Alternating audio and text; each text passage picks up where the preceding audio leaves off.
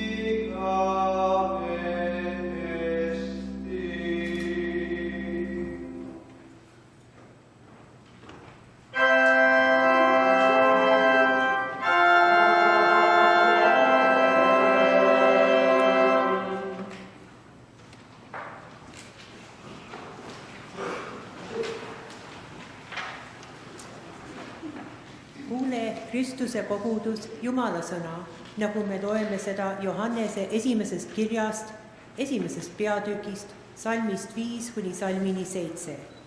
Ja see on sõnum, mida me oleme kuulnud temalt ja kuulutame teile. Jumal on valgus ja temas ei ole mingit pimedust.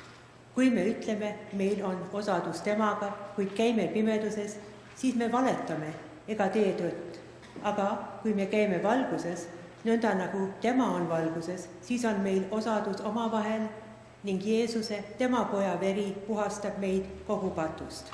Aamen.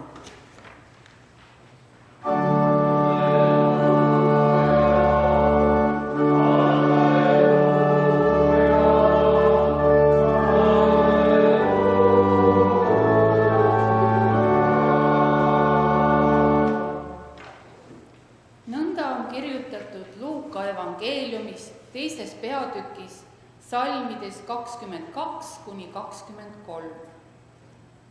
Ja kui nende puhastuspäevad Moosese seaduse järgi said täis, viisid nad lapse üles Jeruusalemma, et teda seada issanda ette, nõnda nagu on kirjutatud issanda seaduses. Iga poeglaps, kes on avanud lapsekoja, hüütagu issandale pühaks ja tuua issanda seaduses öeldu järgu ohvriks paar tutertuvi või 2 tuvipoega. Ja vaata, Jeruusalemmas oli mees, Simeon nimi. See mees oli õiglane ja vaga ning ootas Iisraeli lohutust ja püha vaim oli tema peal. püha vaim oli talle ennustanud, et ta ei sure enne, kui ta näinud issanda Messiat. Ta tuli vaimu ajel pühakotta ja kui vanemad tõid sinna lapse Jeesuse, et toimida temaga seaduse sätte järgi, siis ta võttis tema sülle, ülistas Jumalat ja ütles: Issand, nüüd sa lased oma sulasel lahkuda rahus oma ütlust mööda, sest mu silmad on näinud sinu päästet, mille sa oled valmistanud kõigi rahvaste silme ees. Valgust, mis on ilmutuseks paganaile ja kirkust sinu rahvale Iisraelile. Jeesuse isa ja ema panid seda imeks, mida tema kohta räägiti. Aamen.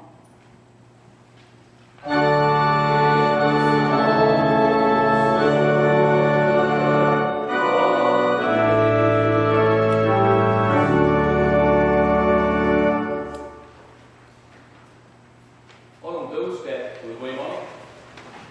Tunnistagem ühel meelel püha risti usku apostlite usu teadussõnadega kaasa lugedes.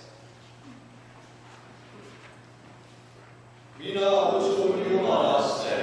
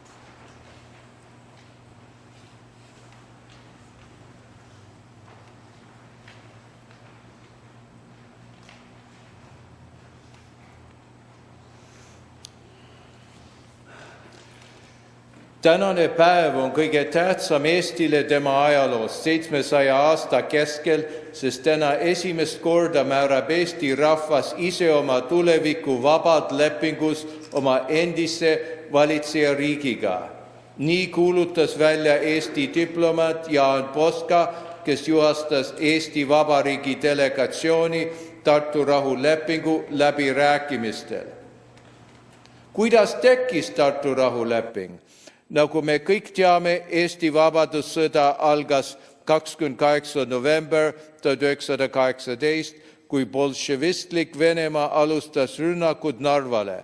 1919 aasta lõpuks oli Eesti Vabariik kõik oma territooriumi vabastanud, samas oli Eesti rahvas sõjast tüdinud ja tahtis rahu. Ka Venemaa soovis rahu, sest nendel oli käimas verine kodusõda. Sõda Eestiga oli ainult üks rinne selles suuremas sõjas ja Nõukogude Venemaa tahtis oma vägesid suunata sisemiste vaenlaste vastu. Et sõlmida rahu Eesti Vabariigi ja Nõukogude Venemaa vahel saabusid Eesti ja Venemaa delegatsioonid Tartusse 4. detsembril 1919. Läbirääkimised toimusid tolleaegses teises diviisi staabihoones Aia tänav, praegune Vanamuise tänav 35. Eesti delegatsioon esindas Jaan Poska. Tema abiline oli kindralmajor Jaan Soots. Teised delegaadid olid õigusteadlane Ants Piip, arst ja poliitik Mait Püüman ja ajakirjanik Julius Seljamaa. Vene delegatsiooni esindas diplomaat Adolf Joffe. Läbirääkimiste algus ei pannud aga verevalamist veel seisma. Sõjategevus kestis edasi kuni 3. jaanuarini 1920. Riigijuhid said väga hästi aru võistluse raskustest, sellepärast nad ei esitatud liialdatud nõudmisi, kui tegi mõningaid mõistlikke järeleandmisi vaenlastega kokkuleppe saavutamiseks. Rahulepingule kirjutati alla 2. veebruar 1920 aastal. Tartu rahuleping on koostatud eesti ja vene keeles, registreeritud Rahvaste Liidus ning avaldatud koos prantsuse ja inglise keele tõlgega. Leping ratifitseeriti üle Venemaa ilmse kesktäitevkomitee poolt 4. veebruaril ja Eesti Asutava Kogu poolt 13. veebruaril. Ratifitseerimiskirjad vahetati Moskvas 30. märts 1920 ja sellest päevast hakkas leping kehtima. Leping koosnes 20 artiklist. Pärast rahulepingu allakirjutamist jätkas Poska tööd advokaadina ja tegeles põhiseaduse ettevalmistamisega. 4. märtsil 1920 juhatas ta viimast korda põhiseaduskomitee komisjoni koosolekul. 7. märtsil Jaan Poska suri ootamatult. Ta oli esimene eestlane, kelle korraldati riiklik matused, kohale tuli ümber 20 000 inimesed. Mis oli Tartu rahuleping? Tartu rahuleping määrati kindlast Eesti idapiir ning Nõukogude Venemaa ja Eesti Vabariik tunnustasid vastastikku üksteist. Nõukogude Venemaa tunnustus Eesti iseseisvus du jour ning loobus igaveseks ajaks kõigest suveräänõigustest, mis oli Venemaal Eesti rahva ja maa kohta. Inglise keeles, the treaty stated, in consequence of the right of all people to self-determination to the point of succeeding completely from the state from which they form, a right proclaimed by the Socialist and Federal Russian Republics of the Soviets, Russia unreservedly recognizes the independence and sovereignty of the state of Estonia and renounces voluntarily and forever all sovereign rights possessed by Russia over the Estonian people and territory, whether these rights are based on the juridical position that formerly existed in public law or in international treaties, which in the sense here indicated lose their validity in the future. Among other things, the treaty established the border between Estonia and Russia, affirming the right of ethnic Estonian people to return to Estonia from Russia and ethnic Russian people to return to Russia from Estonia. It also required that Estonian property evacuated to Russia in World War I be returned. The Soviet Russia also agreed to absolve all Russian imperial debt and to pay Estonia 15 million gold rubles, a share from the gold reserves of the former Russian Empire. Unfortunately, after the signing, Soviet Russia did not fulfill several key points of the treaty. For example, important museum collections of the University of Tartu have not been, to this day, returned. As well, migration back to Estonia of ethnic Estonians was obstructed. Furthermore, from 1940 to 1941 and from 1944 to 1991, Estonia was occupied by the Soviet Union. The Estonian border with Russia today leaves some land granted to Estonia by the Treaty of Tartu still under Russian control, such as the Setu town of Petseri and the land east of the Narva River, including the town of Jaanilinn. Miks Tartu rahuleping on tähtis? Tartu rahuleping kinnitas meie võidu vabadussõjas. Eestlaste oli sõja lõppemine oodatud sündmus. Eestlased ei unusta kunagi, et meie iseseisvus sündis sõjast ning et me maksime oma vabadu eest kallist hinda. Selle lepingul oli ka põhimõtteline tähendus mõlemale noorele riigile. See rahuleping oli nii Eesti Vabariigile kui ka Nõukogude Venemaale esimene rahvusvaheline leping. Lepingul oli tähtsus regiooniline laiemalt. Läbirääkimistel osalesid vaatlejana Soome, Ukraina, Valgevene ja Poola esindajad. Tartu rahulepingule järgnesid uued läbirääkimised, uued rahulepingud ja uute rahvusriikide sünd endise tsaari Venemaa läänealadel. Kuid kõigi nimetatud lepingule seas jääb Tartu rahuleping esimeseks ja ainulaadseks. The Tartu Peace Treaty was the first international legal recognition of the Estonian Republic. The treaty was also of the utmost importance to the diplomatically isolated Soviet Russia. Vladimir Lenin even proclaimed the treaty as an incomparable victory over Western imperialism. This is because it was the first international legal recognition of Soviet Russia. Tartu rahu on nimetatud Eesti Vabariigi sünnitunnistuseks. Selle lepinguga oli Eesti kätte võidelnud koha täieõigusliku iseseisvate riigi hulgas. Elagu Eesti Vabariik!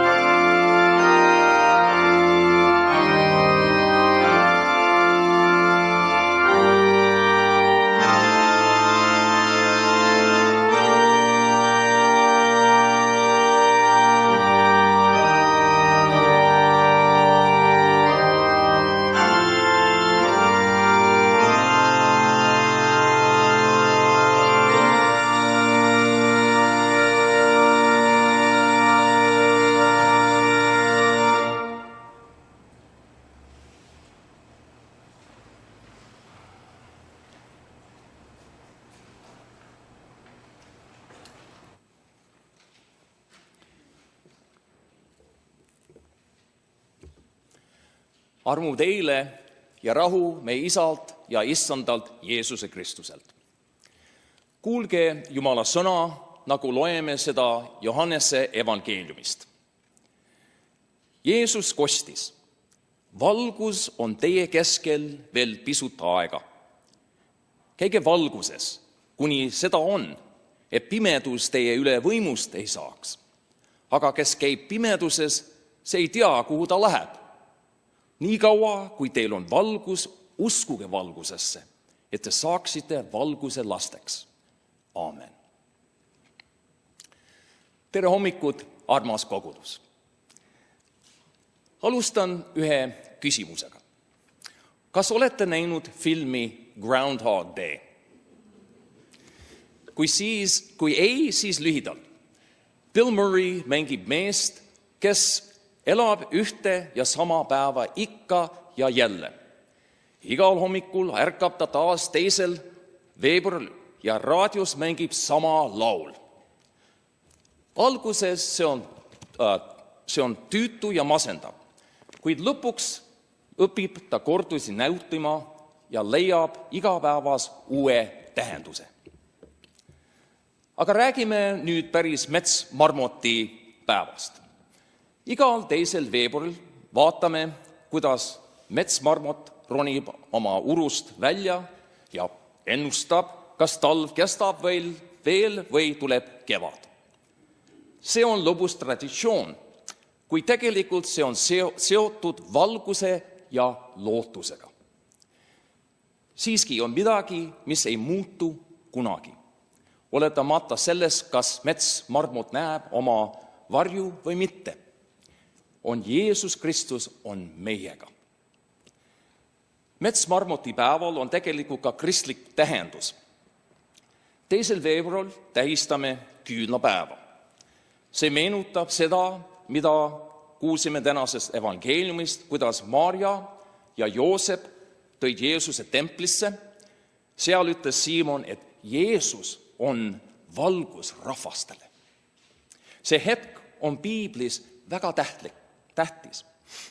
Maarja ja Joosep täitsid Moosese seadust, mis nõudis, et iga esimene poeg pühitakse Jumalale. Nad tõid ka ohvri, nagu kombeks oli, näidates oma usku ja alandlikkust. Kuid mis see tegi seda hetke eriliseks, oli Siimon ja Anna kohaolek. Siimon, täidetud püha vaimuga, tundis Jeesuse ära messia. Ta ütles, et Jeesus on valgus rahvastele ja Iisraeli au. See oli kinnitus Jumala päästeplaanist kõikide inimestele. Anna prohvetina rõõmustas samuti ja jagas seda head uudist teistega. Nende tunnistused tuletavad meile meelde rõõmu ja lootust, mis kaasneb, kui tunnistame Jeesust maailma valguseks. Euroopa rahvastes traditsioonides usuti, et kui küünlapäeval päike ei paista, kestab talv kauem. Saksa sisserändajad viisid selle uskumuse Põhja-Ameerikasse ja siilist sai metsmarmot. Aga küünlapäeva sõnum on palju olulisem. Kristuse valgus on tulnud maailma ja ükski vari ei saa seda kustutada. Johannese evangeelium ütles Jeesus, mina olen maailma valgus, kes järgneb mulle, ei käi pimeduses, vaid tal on elu valgus. Küünlapäev tähistab seda tõotust. Siimon ootas kogu oma elu, et näha messiat. Kui ta lõpuks Jeesus süles hoidis, kuulutas ta, et Jumala valgus on tulnud meid kõiki päästma. Metsmarmoti vari on ju ajutine, nagu talvgi. Aga Jeesuse valgus on igavene. See ei sõltu ilmast, olukordadest või meie tunnetest. Tema valgus paistab nii talve pimeduses kui kevadet kirkuses. On alati meiega, andes lootust, juhatust ja soojust. Ja mida see tähendab meile siis igapäeva elus? Nagu Bill Murray tegelane filmis, tunneme vahel, et iga päev on nagu igasugune. Töö, kodu, kohustused, kõik kordub. Kuid nagu tema leidis igapäevas uue tähenduse, tuletab küünlapäev meile meelde, et Jeesus on meiega ka meie kõige tavalisemates olukordades ja hetkedes. Küünlapäev kutsub meid peatuma ja märkama Kristuse valgus oma elus. See on kutse astuda välja hirmu, kahtluse ja meeleheite varjust ning kõndida usu, lootuse ja armastuse valguses. Iga päev olgu see uus või korduv võimalus kogeda Jumala ligiolu. Nii et oletamata sellest, kas metsmarmut näeb täna oma varju või kas ta on juba näinud või mitte, pidage meeles, Jeesus on meie valgus. Tema murrab läbi kõik meie pimedamatest talvedest ja toob meile igavese kevade. Ja nii nagu tema on meie valgus, ka meie oleme kutsutud tooma valgust ja armastust teistele. Aamen.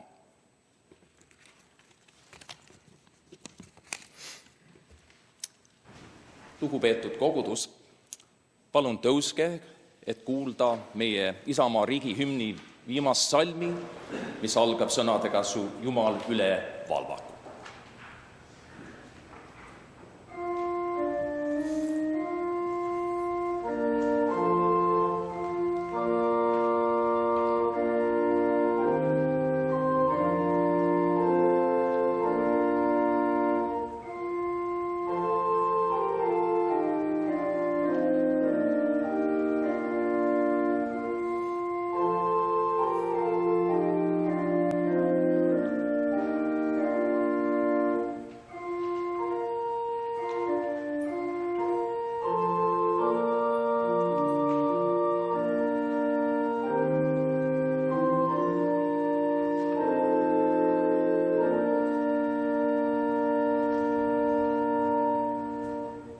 Ja Jumala rahu, mis on ülem kui kõige mõistmine, hoiab teie südamed ja mõtted Kristuses Jeesuses. Palun istuge. Me laulame nüüd palvelaulu Nüüd paistab meie kangist.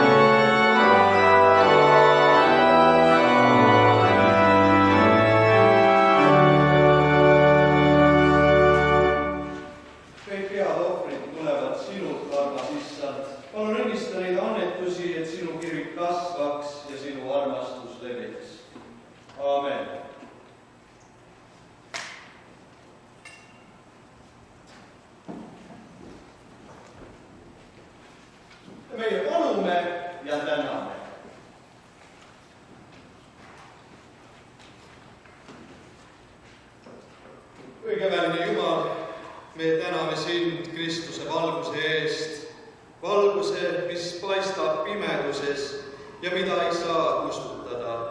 Sel pühal päeval meenutame sinu poja esitlemist templis, sinu tõotuste täitumist ja Simeoni ja Anna rõõmu, kes tundsid temas ära päästja.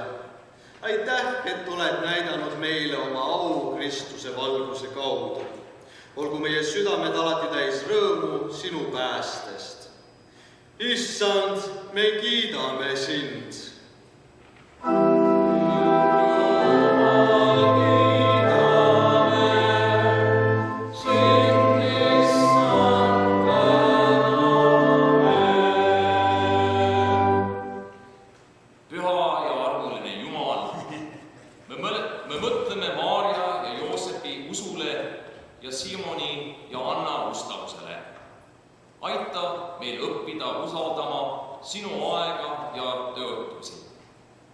Juhi meid Kristuse valguse poole, et näeksime sind oma ootustes ja elu iga hetkes.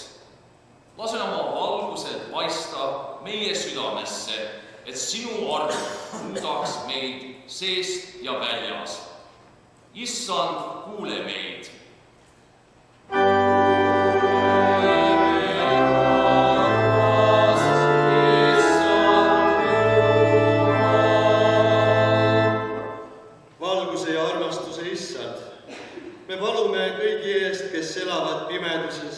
Kes on hirmu, kurbuse või valu all.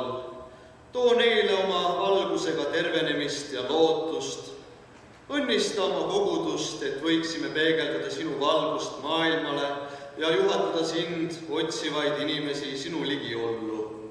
Me palume rahu, õiglust ja ühtsust kõigile maailma rahvastele. Süüta igas südames kaastunde ja armastuse leeg. Ja isa, me palume oma kalli koguduse liikme Marika tervise eest. Palun anna talle sel raskel ajal jõudu, palun ravi teda, palun hoia ja hoolitse tema eest ja palun anna tema kallile abikaasale ka jõudu ja tuge sel keerulisel ajal. Issand, aita meid!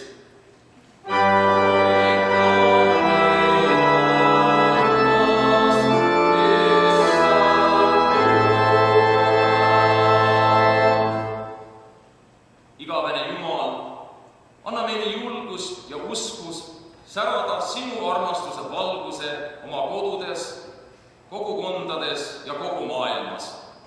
Juhi meid oma vaimuga, et kõnniksime Kristuse valguses kuni päevani, mil seisame sinu igavese ligiolus. Jeesus Kristus, meie päästja ja valguse nimel. Sind, Issand, kiidame ja austame igavesti.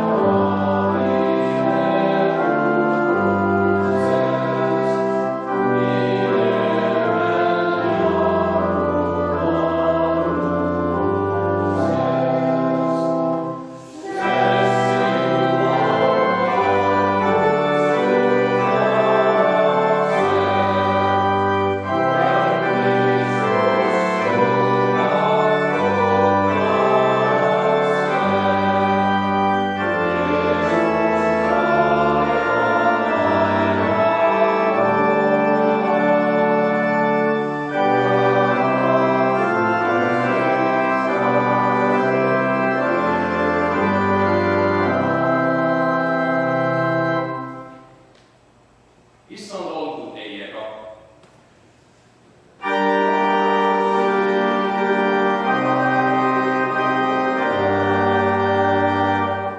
Tõstkem südamed Jumala poole.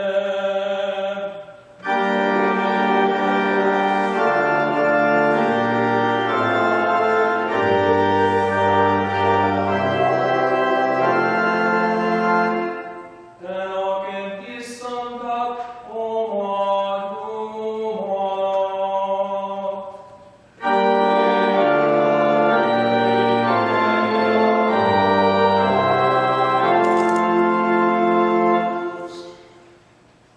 Tõesti, see on õige ja kohus ja hea. Meie sind, issand, püha, kõigehääline Isa, igavene Jumal, igal ajal ja kõigis paigas täname Jeesuse Kristuse oma issanda läbi, kelle pärast sinu nimel meie peale armu heidab, meie patud meile andeks annad ja igavesest õndsust tõotad. Sellepärast laulame kõikide inglite ja taevaväe hulkadega sinu aunimele kiituse laulu.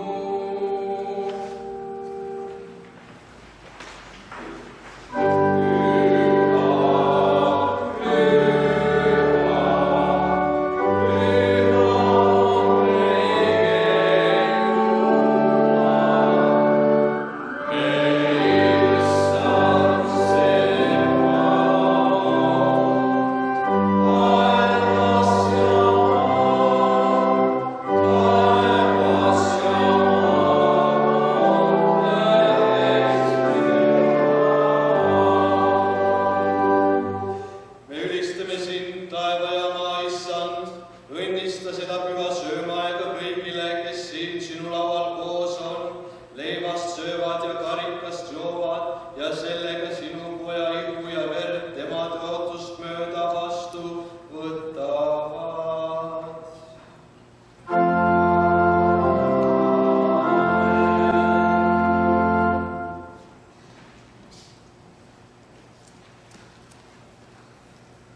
Meie issand Jeesus Kristus, sel ööl, mil tema ära anti, võttis leiva, tänas, murdis ja andis oma jüngritele ning ütles: võtke, sööge, see on minu ihu, mis teie eest antakse, seda tehke minu mälestuseks.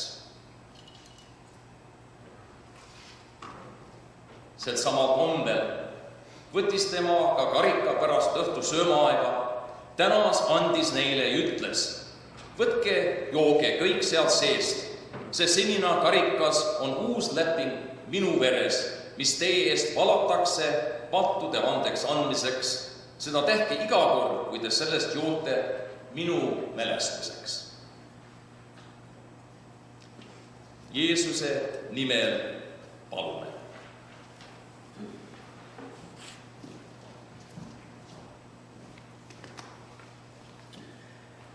Meie Isa, kes sa oled taevas, pühitsetud olgu sinu nimi, sinu riik tulgu, sinu tahtmine sündigu, nagu taevas, nõnda ka maa peal.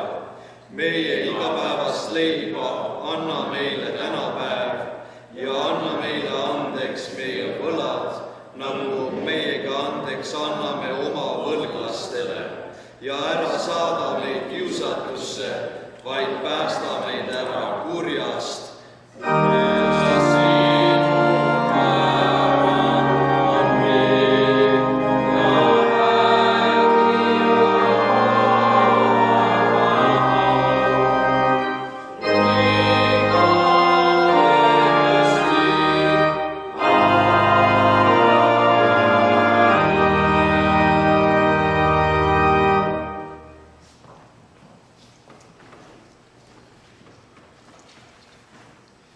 Iga kord, kui te seda leiba sööte ja sellest karikast joote, te kuulutate issanda surma ja tunnistate tema ülestõusmist, kuni ta tuleb oma kirkusest.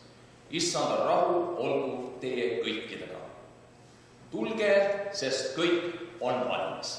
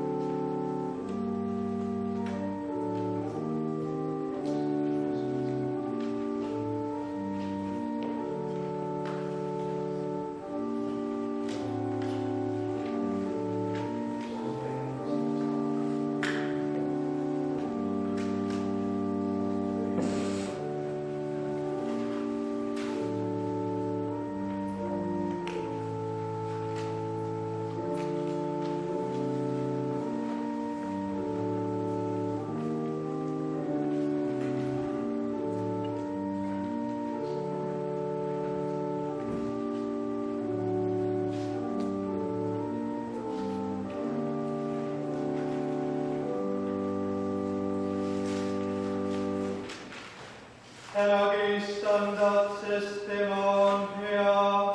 Halleluuja.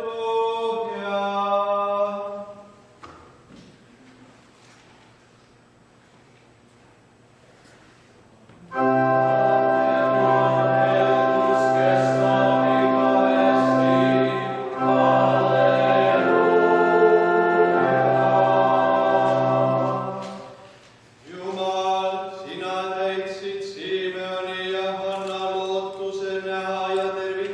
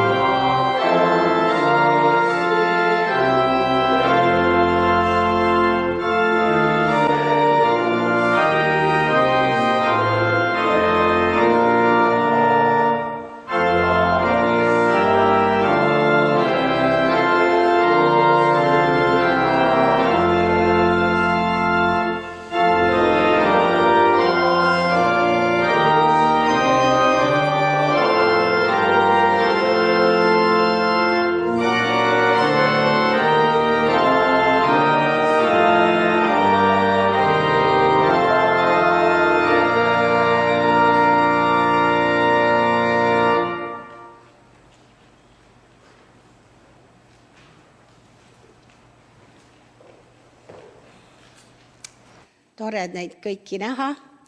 Tänasel küünlapäeva jumalateenistusel avaldame tänu õpetaja Andu Kassile, diakon Karl Pajule ning orelil ja klaveril Erik Kreemile. Our dream team. Suur tänu Markus Alliksaar sõnavõtu eest Tartu rahulepingu aastapäeval ning pühakirja lõikude lugejad Susan Pruuvli ja Eda Oja ning Margus Jukum ja Tiiu Roiser tehnilise abi eest heli ja videoga. Järgneb kohv alumises saalis ja kõik on teretulnud, vabatahtlik annetus. Täname Aida Sheltoni ja Tiina Jenkins kõigi abi eest ja Tim ja Jennifer Bahabil pärja ja toidu eest.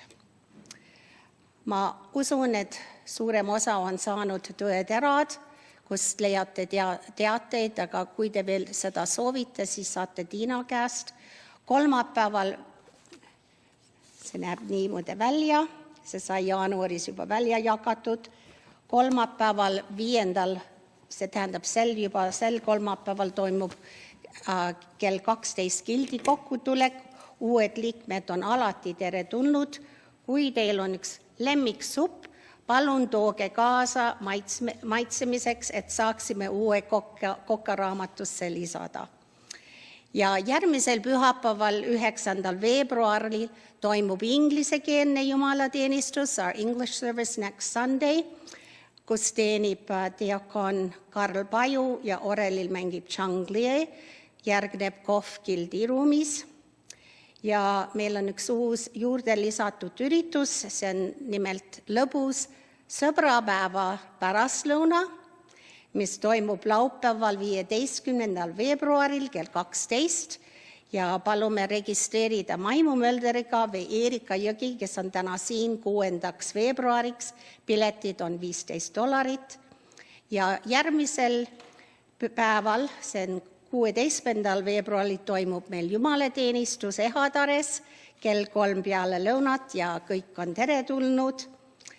Toronto Eesti Selts korraldab Eesti Vabariigi 170 aastapäeva kontsertaktuse lõunaga, mis sel aastal toimub Agricola kirikus ja palume registreerida Parujaga enne 15.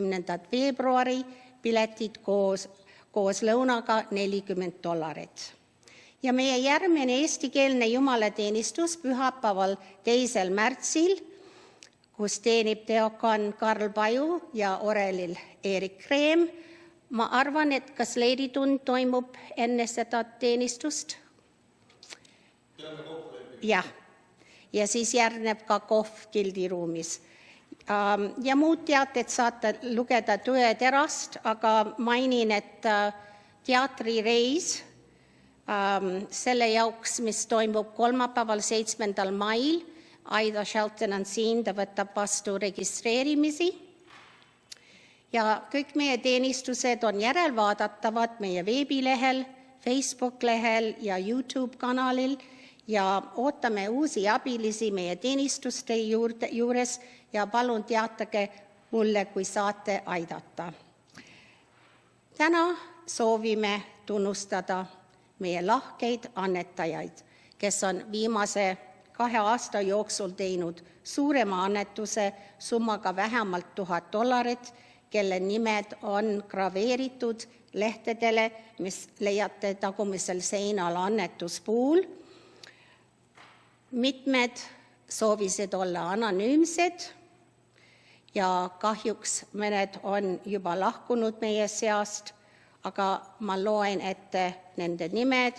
Kui te olete kohal, siis palun tõuske. Lehta Greenbaum, Väinu Einula, Heli Kopti, Tõnu Küng, Väinu Keelman, Tiina Kurvits, Aare Kolga, Ellen Leivat, Heili Puhm, Strawbridge, Erik Runge, Robbie Trey, Kenneth Valvur. Ja need, kes on lahkunud meie seast, Laine Luik, Artur Mets, Heinz-Dieter Menzel, Tiina Mägi ja Hellu Puldre. Täname meie suurannetajaid.